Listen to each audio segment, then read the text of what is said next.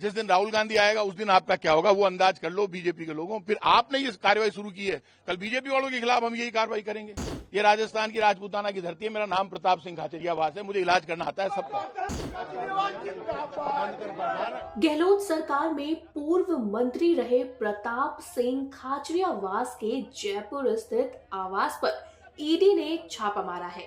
छापेमारी की सूचना मिलते ही प्रताप सिंह के समर्थक उनके घर के बाहर पहुंचे और केंद्र सरकार के खिलाफ नारेबाजी शुरू कर दी। जब बीजेपी डरती है,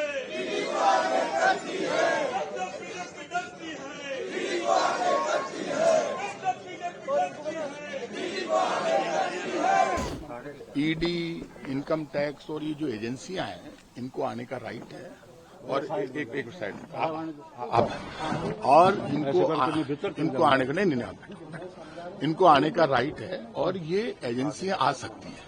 तो आज ये जांच करने आए, सर्च करने आए, बिल्कुल इनको कोऑपरेट करेंगे।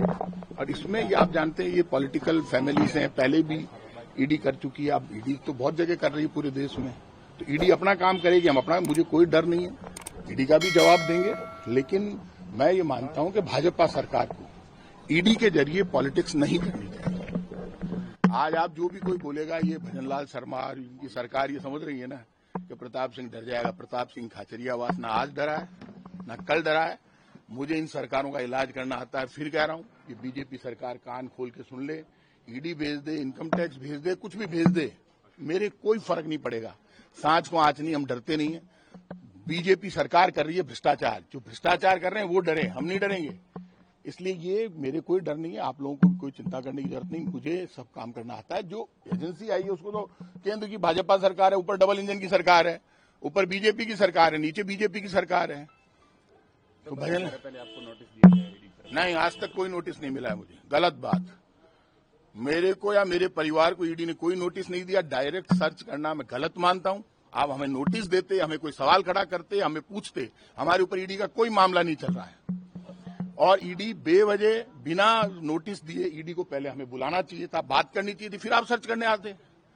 आप अचानक सर्च करने आ गए। किस आधार पर कार्रवाई की गई है, क्या बताया जा रहा है? कोई आधार नहीं है, उसमें कहीं नहीं लिखा हुआ। मैं आपको झूठा आधार क्यों बता दूं? वो सिर्फ सर्च की कार्रवाई है कि इस प्रेमिसेज में हम सर्च करेंगे। तो इस प्रेमिसेज में तो आप चिटफंड का कोई मामला बताया? कोई चिटफंड का मामला नहीं है। गलत बात, कौन सी चिटफंड का मामला है? हमारे ऊपर कोई चिटफंड की कोई एजेंसी नहीं है हमारी। हमारे ऊपर कोई मामला नहीं चल रहा है ईडी का। मैं क्लियर कर रहा हूं आपको, हमारे ऊपर कोई मामला नहीं चल रहा है। और इनको शर्म नहीं आती। भारतीय जनता पार्टी के सबसे बड़े नेता भैरव सिंह शेखावत के छोटे भाई लक्ष्मण सिंह जी शेखावत का मकान है, प्रताप सिंह खाचरियावास का मकान नहीं है ये। आप भैरव सिंह शेखावत के परिवार की सगे नहीं हो रहे। मुझे कोई डर नहीं लग रहा है कि इसलिए मैं भैरव सिंह के नाम लूं। मैं कांग्रेस में हूं, कांग्रेस में रहूंगा, शेर की तरह लड़ूंगा। और ये सुन ले, बीजेपी ने आज खुद ने अपनी कब्र खोदी है और अंतिम कील ठोकेंगे बीजेपी के, ध्यान रखना।